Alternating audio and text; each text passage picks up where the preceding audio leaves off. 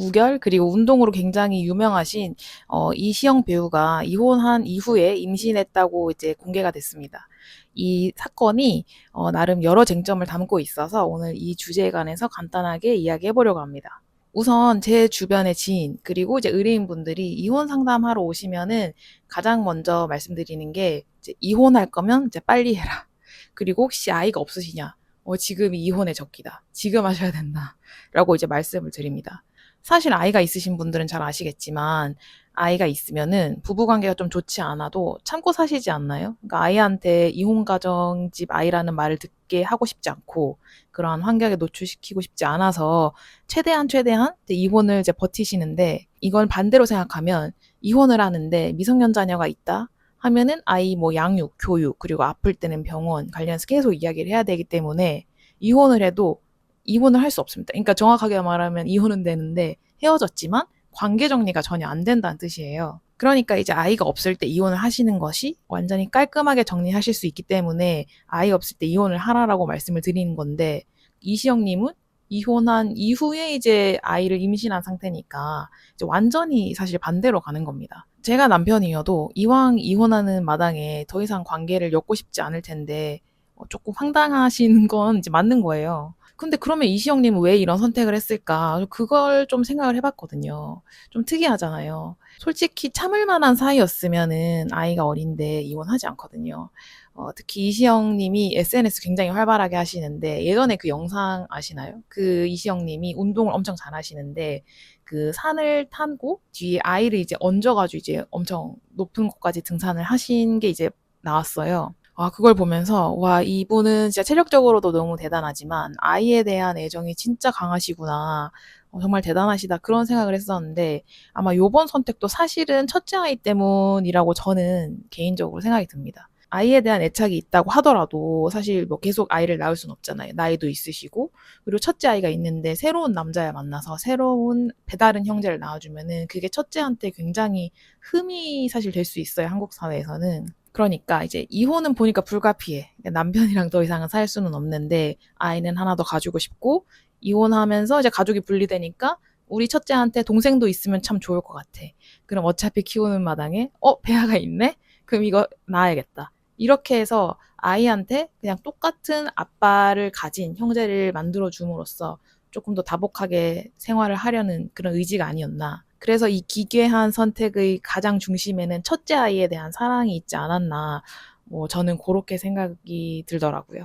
뭐 근데 이제 뭐 다 좋을 수는 있습니다만 그래도 남편 입장에서는 굉장히 황당한 겁니다. 이게 관계를 단절하고 싶어서 이혼을 하는 건데 지금 이시영 님이 아이를 임신함으로써 최소한 지금부터 20년간 또 관계를 끊을 수 없게 됐잖아요. 아이가 이제 성년이 될 때까지 책임을 져야 하니까요. 근데 이거를 받아들일 사람은 사실 많지 않다고 봅니다. 뭐 저 입장을 바꿔서 저라고 하더라도 굉장히 반대했을 것 같아요. 근데 이제 문제는 이게 단순히 교류 문제에서 끝나는 게 아니라 이게 상속으로 바로 이어집니다. 제가 지난번에 올렸던 정우성 영상에서도 말씀드렸다시피 이게 친자 관계가 확인이 되면은 혼인하지 않았다고 하더라도 어쨌든 이제 아이와 부모는 이제 연결을 해주고 법원에서 그리고 양육비 지급 의무 그리고 이후에 상속까지 다 인정이 됩니다. 이게 어떻게 문제가 되느냐면은 실제 사례를 한 두 가지 정도만 들어볼게요. 첫 번째로 내가 전 와이프랑 사이가 너무 안 좋은데 이혼을 하게 됐어요. 근데 나는 자산이 좀 있는 사람인데 갑자기 내가 사고로 딱 사망을 한 거죠. 내가 죽음으로써 내 전 재산을 내 자녀한테 100%줄 수밖에 없는데 이때 아이가 미성년자다. 근데 이 미성년자를 돌보고 있는 게 내가 그렇게 싫어하던 전 와이프다. 이러면은 내 전 재산을 내가 죽음으로써 내가 제일 싫어하던 사람한테 관리하라고 하게 되는 꼴이기 때문에 굉장히 화가 납니다. 그래서 실제로 그 의뢰인 분들 중에는 이혼 소송 다 끝나고 찾아오셔서 만약에 내가 죽었을 경우 내 전 재산은 뭐 내 언니가 관리한다. 아니면 뭐 우리 부모님이 관리한다. 우리 형님이 관리한다. 이렇게 유언 공증을 하시거나 유언 대용 신탁을 따로 하십니다. 그러니까 이런 경우가 실제로 있기 때문에 굉장히 예민한 이슈랑 바로 이렇게 닿아 있는 상황이에요. 그리고 두 번째 케이스로는 예를 들어서 내가 이혼하고 재혼을 했어요. 괜찮은 사람을 만나서 재혼을 했고 혼인신고까지 해서 아이를 낳았는데 이지영님처럼 뭐 예고도 없이 갑자기 내 아이를 막 낳아버렸어요. 그러면은 상속 구조가 완전히 틀어집니다. 그러니까 원래는 아이 한 명에 끝나고 이제 새 와이프, 새 아이한테 이렇게 주면 되는 일이 둘 이렇게 나눠지기 때문에 상속 그 분이 완전히 달라져서 본인이 원하지 않는 방식으로 또다시 상속이 일어나는 거죠. 그리고 아시다시피 한국 사회에서는 아이가 성년이 된다고 하더라도 부모가 살아 있으면은 그 부모랑 계속 연락을 하고 돈거래를 하기 때문에 어쨌든 내가 원하지 않는 사람에게 돈이 가는 걸 막을 수는 없습니다. 그래서 요 이시영님의 선택이 단순히 출산뿐만이 아니라 이후의 상속에도 아주 직접적인 영향을 미친다. 그래서 남편이 굉장히 싫어할 만하다. 이렇게 보시면 됩니다. 그리고 친자기 때문에 아까 말씀드린 것처럼 양육비는 반드시 주셔야 하고 안 주시면 요것도 문제가 됩니다. 그러면 이제 그걸 생각할 수 있죠. 이거 누가 책임질 거냐? 이거 누가 책임을 져야 되느냐? 그런 생각을 할 수 있는데 남편이 손해배상 책임할 수 있는 사람은 이제 크게 두 가지 있죠. 일단 병원 그리고 이시영님. 근데 일단 병원은 조금 어려워 보여요.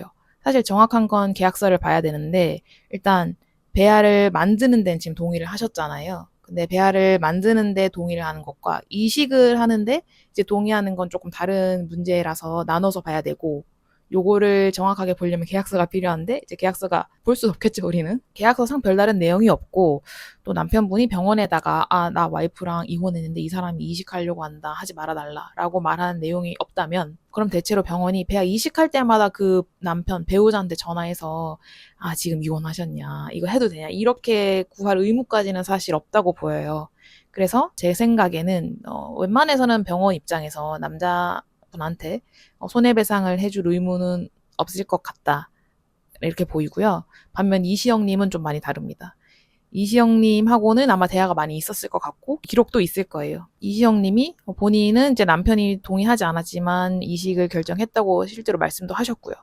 그러면 이시영님은 사실상 남편한테 원하지 않지만 앞으로 향후 최소 20년 이상 발생할 책임 그리고 상속까지 이제 문제를 발생시킨 거이기 때문에 민사상 손해배상 책임이 인정될 가능성이 상당히 높습니다. 이시영님이 남편이 동의하지 않았지만 내가 출산을 결정했고 그렇기 때문에 내가 결정한 만큼 내가 책임을 알아서 지겠다. 이렇게 말씀을 하셨는데 충분하지 않아요. 그거는 본인 생각이시고 법률상 상속도 발생하고 양육비 지급 책임도 반드시 발생하기 때문에 그렇게 말씀하신다고 해서 이게 면피가 되는 게 전혀 아닙니다. 그러면은 이제 나아가서 생각을 할 수 있죠. 이시영한테 남편이 손해배상 책임 물을 수 있으면은 그냥 양육비랑 퉁치면 되는 거 아닐까? 아니면은 뭐 동의하지도 않았는데 기어코 임신을 했다더라. 근데 이거 양육비 줘야 되냐? 이런 질문을 실제로도 정말 많이 하세요. 난 낳지 말라고 분명 얘기했는데 나와버렸네? 근데 양육비 내가 왜 줘야 되지? 이게 이제 뭐 상식상 그럴 수는 있는데 이거는 계약 당사자가 완전히 다르기 때문에 조금 별개예요. 양육비는 아이의 권리이고 그 양육비 지급 의무를 인정하는 데는 임신을 동의했는지 내지는 출산에 동의했는지는 조건이 아닙니다. 그래서 완전히 상관없는 이야기입니다.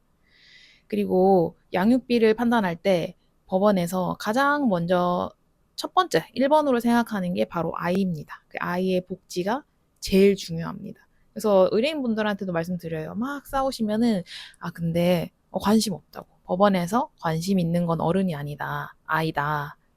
아이가 스스로 선택할 수 있는 나이가 아니기 때문에 법원에서 많이 챙겨볼 거고 두 분이서 싸우시는 건 두 분이 알아서 하시면 된다. 이렇게 늘 말씀드리거든요. 그리고 손해배상 책임은 이시영님과 이시영님의 전남편인 거고 양육비 지급 책임은 이시영님이 전남편과 아이이기 때문에 완전 그 방향도 아예 다릅니다. 그래서 요거를 섞어서 퉁치자, 뭐 서로 주고받지 말자 이게 안 됩니다.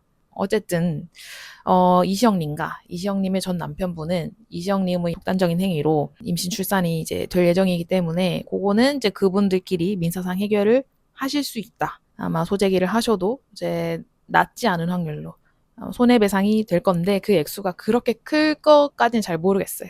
어쨌든 다행인 것은 남편분이 출산에 동의는 하지 않았지만 아이에 대해서 책임을 지겠다고 첫째와 같이 잘 돌보겠다고 하셨으니 뭐 민사소송까지 올 것은 아니겠지만 그래도 모르죠. 뭐 사이가 틀어지면 언제든 소재기를 하실 수 있는 것으로 보이고 승소 가능성도 꽤 있다고 보입니다. 그렇지만 이왕 태어나기로 결정한 아이니까 많이 많이 축하해 주시고 그리고 피임을 꼭 잘하시고 배아도 이혼하시게 되면은 미리미리 폐기하시는 것으로 해서 차후의 위험은 미리미리 예방하는 것을 권해드립니다. 늘 말씀드리지만 모든 사건, 사고는 사후 처리보다 예방이 무조건 낫다.